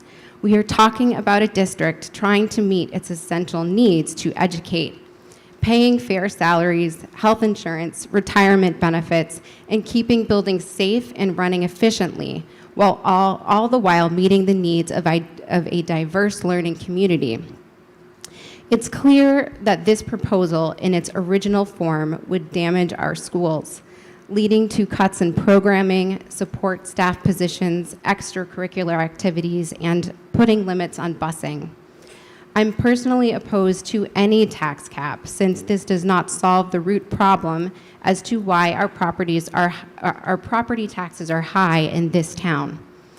I have made the amendment to 30%, which is a very high percentage, to effectively put an end to this petition, because we must protect our educators, our amazing programming, and our amazing support staff, so they have what they need to provide not just a good educational experience, but an excellent one to set students up for a lifetime of success. Neighbors, everyone here, the single most effective way to provide substantial relief for all of us in Goffstown is not a tax cap that will hurt our school community while providing very minimal tax relief to your wallets. The solution is to demand fair and constitutional educational funding for our public schools. It is our state's responsibility to fund an adequate education as they continue to pass legislation that puts a burden onto local taxpayers. Cindy, I'm going to stop you. Yep. I don't want to get beyond this warrant article Okay. and into state matters, so why don't you wrap up? We Okay. understand your point. Thank you. I urge you to support this amendment tonight that I have put forth. Thank you. Okay. We're going to wrap you.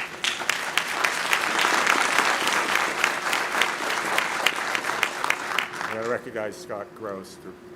So I'm speaking on behalf of the Goffstown School Board, and I am not speaking for or against this particular amendment. I want to make that clear because the board did not take any action on this amendment.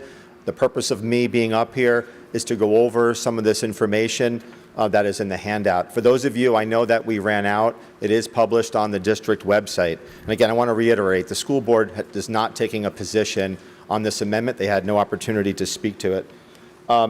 So I wanted to let you folks know, and I wanted to first thank Shannon. And I appreciate all of Shannon's words, and I do think that we have to work together as a community. That resonated incredibly with me, and I truly think that's something that's a big takeaway. So I appreciate that, Shannon.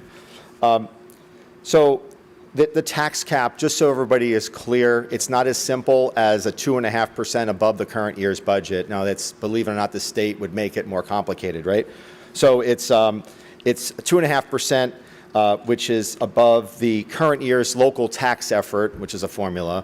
And then you're allowed to add back any monies that were from that unassigned fund balance that we talked about before that went to reduce taxes. So it's a little complicated. I did calculate it, and we'll talk about that later. You are correct, Shannon was correct, that the legislative body, the voters, can override a tax cap here at this deliberative session.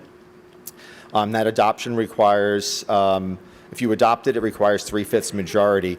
We talked about the default budget before. A tax cap has no impact on the default budget whatsoever. That stands. As Shannon mentioned, tax caps are more prevalent in cities or towns that have town councils, but they are in some towns. But again, it's more in cities and towns that have city councils or aldermen where the local citizenry doesn't have an opportunity to weigh in or to participate in the budgetary type process. It's pretty much if the alderman and the mayor agree to a budget, then that's the budget and that's the spending. So in Goffstown, obviously, we're going through a process where it is truly a representative democracy where you folks here in our community elect school board members that are up here. You elect budget committee members, Joe Alexander and all the others that are on the budget committee. And then we're an SB2 town, so you're all here tonight and you have listened to the discussions and you have opportunities to debate and potentially amend. And then in March, we do it all again. So there's a lot of different opportunities to have an impact on the budget, having your voice heard.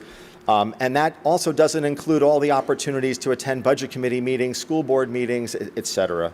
So with that, I appreciate Shannon addressed the importance of the tax cap article and all of the benefits that she had given. I will also share with you that, as I mentioned before, budgeting is challenging and things are unpredictable in terms of the costs, and it has been incredibly challenging the last couple of years with COVID. So as I showed in the tax impact, you saw 3 years where the tax rate was really stable. I mean, and then increase. Some of those federal monies went away, and then what we're seeing here at the school district, and I believe in the town as well, is a lagging impact of inflation. So we didn't really get it in those first couple of years, and now we're seeing it like big time. We're also seeing the impacts of inflation as we're trying to compete so we can attract and retain quality staff. 78% of our budget is our teachers and staff, and we have to be competitive. We operate in a free market. We compete for teachers and staff for Bedford and Ware and everybody else. So it's important that we keep that into perspective. The other part that I wanted to mention was that the impact of a tax cap. My calculation for this year, and again, I see Danielle there and Derek, we do talk a lot. We try to make sure that we're consistent in how we handle things. It'd be about a little shy of $1.1 million that we would have had to reduce the budget. And as you saw that Jared explained, our health insurance was over $1 million. The increases that the voters approved. So you approved a teacher contract, you approved a support staff contract, and all of those would be greater than the 2.5%. So I also gave you some perspective that I was asked by one of our school board members, hey, Scott, can you tell me what a 2.5% cap or a 5%, 7.5%, 10% cap would look like? So I will just go right to the 10% cap one. So as I mentioned before, the 2.5% would be about a $1.1 million, I'm rounding up. The 10% cap, there would be capacity of 1.1, so you could add 1.1. Now, why did I use that 10%? Why do I say 1.1?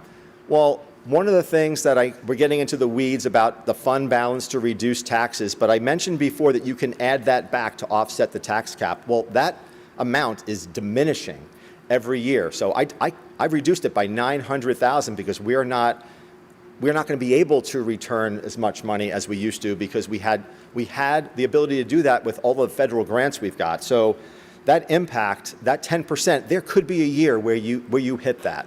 And the important thing that for me as your business administrator is that life does not work in constant 2.5, 2.5, 2.5. Sometimes it's 0, sometimes it's 6, sometimes it's 2. And I understand that the tax cap also allows you to override it at a session like this, but it does make it incredibly challenging. So with that, I'm going to wrap it up because Jim said so, and have a good night, everyone. Two observations. One, Jared was correct when he pointed out that Scott will talk more.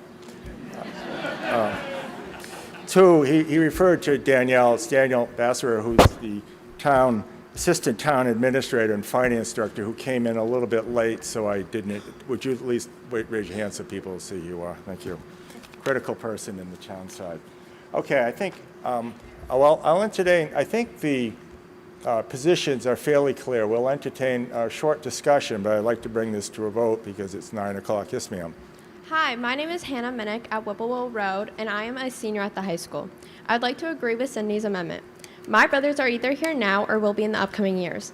This 2.5% budget cut affects us. It affects every student here, and with it, no kids will be able to take advantage of the variety of clubs and sports that are currently offered here at GHS.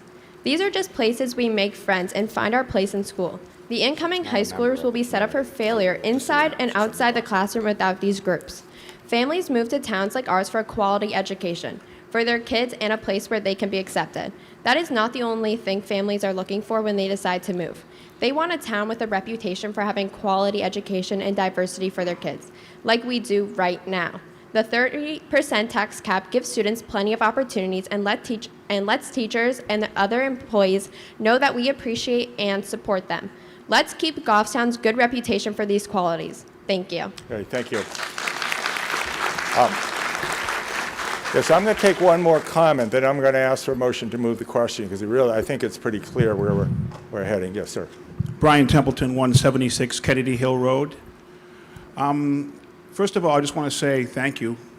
And this is my second time being at one of these. I was at the one the other day, and it's just a great blessing to see that our system can work and that we all have a voice. But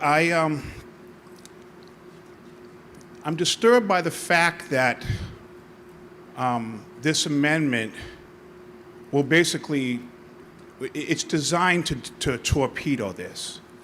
If I saw that somebody came back with a reasonable compromise, then to me the system would be working and that we could actually get this to the voters. Because there are people in this town tonight, maybe they're working, maybe they can't get a babysitter, or they can't be here.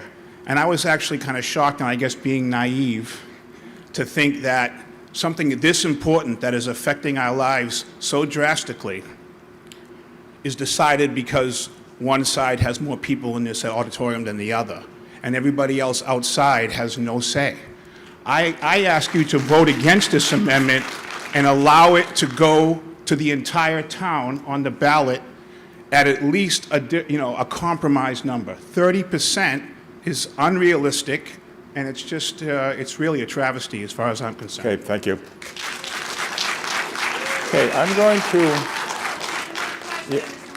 okay, there's a motion to move the question. Is there a second? All those in favor signify by, let me explain the motion. If we moving the question means to bring it forward, cut off debate so we can vote. All those in favor say aye. Aye. Opposed, abstentions? Okay, we will take a vote on this. To be clear, what you're voting on, if you have what's in front of you, it deletes the first paragraph, leaving the second paragraph, which is the statutory wording. That's the wording that's authorized by the statute. It corrects the statutory reference from RSA 197D to RSA 32(5)B and C, and it replaces the percentage of 2.5% with 30%. Do I need to read the whole motion as amended? Yes. No. Yes? No. No, okay. I will not. Okay, all those, we've stopped the debate, the discussion, so, is that okay? Sorry. It was a short thing to add. Okay. Okay, all those in favor of the motion to amend, please signify, we'll try it in voice vote alone. Please signify by saying aye. Aye. All those opposed, say nay. Nay. Okay, we will go to a hand vote. Counters?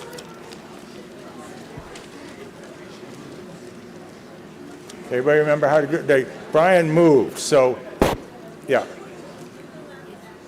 What's the dividing line up and down the middle of you?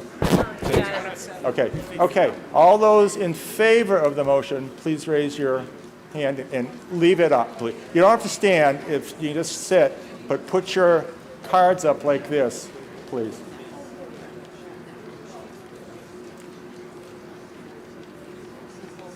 Are you all abstaining? You don't want to vote, or you can't? Well, no, you're not voting as a board, though. You're voting as individuals. You may vote as individuals. There's a question on, can the board vote? By being on a board, they don't give up their rights as voters, so they can vote as individuals, but they're not voting as a board. And the same with moderators and assistant moderators.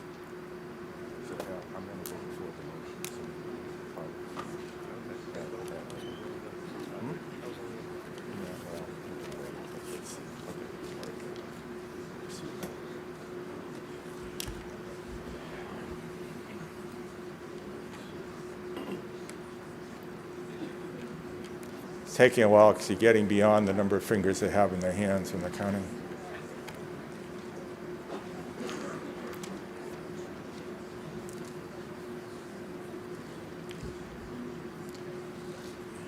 Elizabeth, did anybody get back the supervisors? Make sure see if they're voting. Did somebody get we did, okay.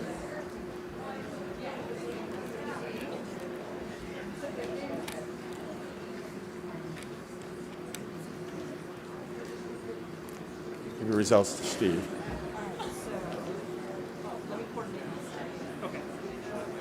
Okay, I want you to get all your numbers together. So your side, the three of you. Hey, you may put your hands down now, but don't lose your card yet.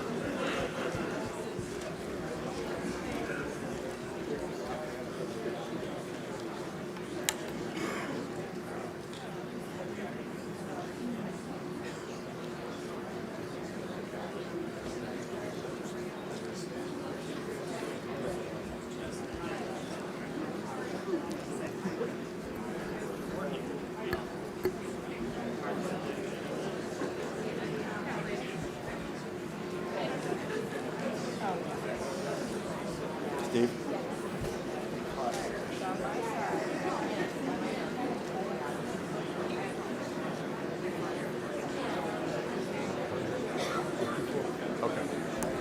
Okay. I didn't count myself. Okay.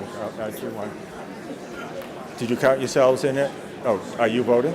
You may. So add yourself if you're. Are you voting? Did you count yourself? Well, count yourself. Jim, pass your bucket.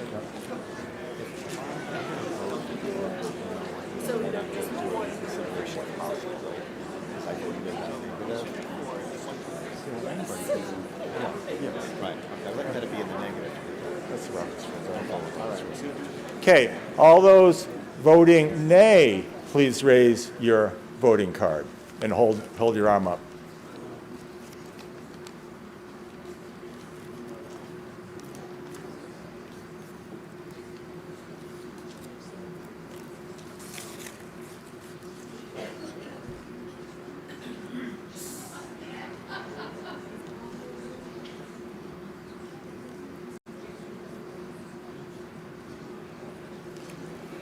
While we're talking, I want to congratulate Fred Platt, who came up with the idea of voting cards several years ago and has made this a much easier process. Welcome.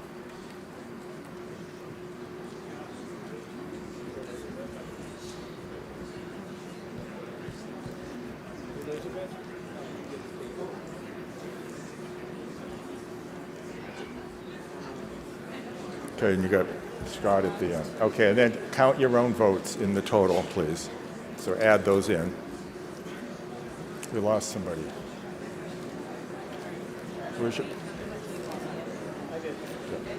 Where's your third number? Okay.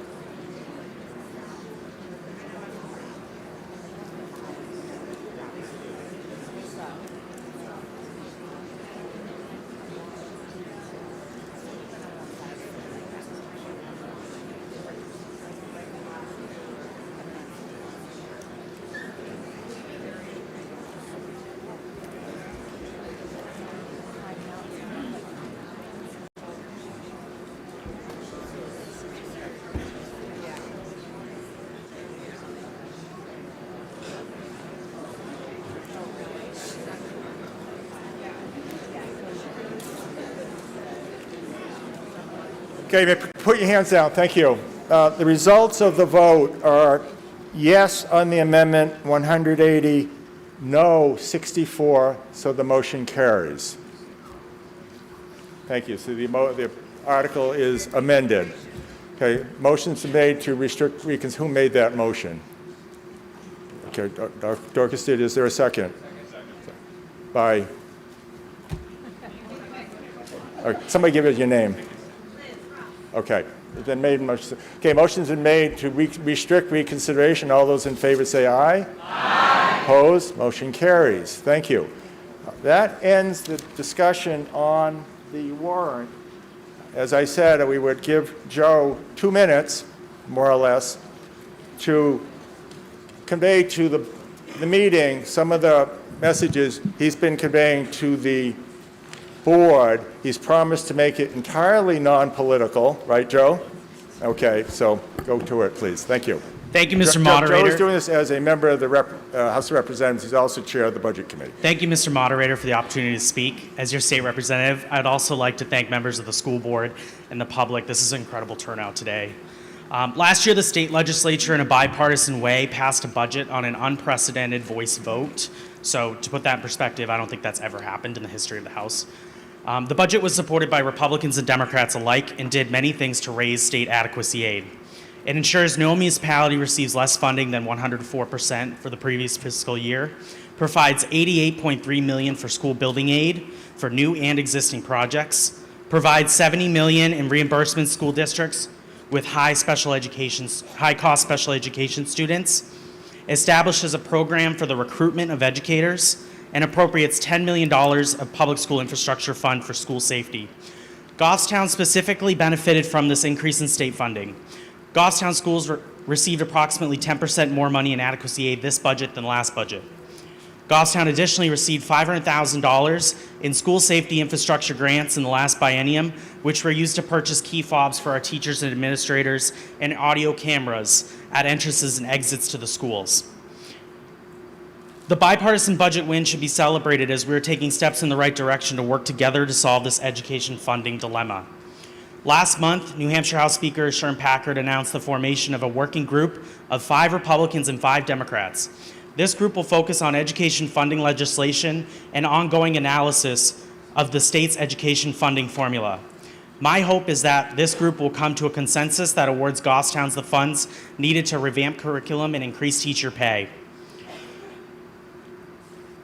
Lastly, we stand here ready to work with the school board to make sure that we are providing education options for every student, to increase proficiency in myself, and hopefully other of your state representatives will continue to collaborate with Democrats and Republicans alike to revamp our education funding formula.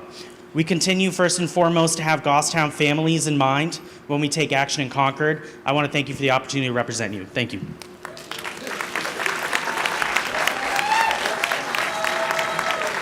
Joe was only marginally political. We'll give him that license, but thank you. Senator Murphy may be here. I don't. Is Senator Murphy here? He wasn't. He was unsure if he was going to come. I don't want to. Okay. Okay. That brings us to the end of the business of the meeting. I'd like to thank the school board, the budget committee. Thank you for the town officials, including all of the select board, for attending. Thank you, Lieutenant Hammond, for being in the back. And the representatives remind you to vote on Tuesday, March 12th. I want to thank all of you for coming. It was a very good meeting, and I appreciate your thoughtful comments. And Brad, do you have a motion to make? Is there a second? Okay, all those in favor signify by saying aye. Opposed? Motion carries. The meeting is adjourned.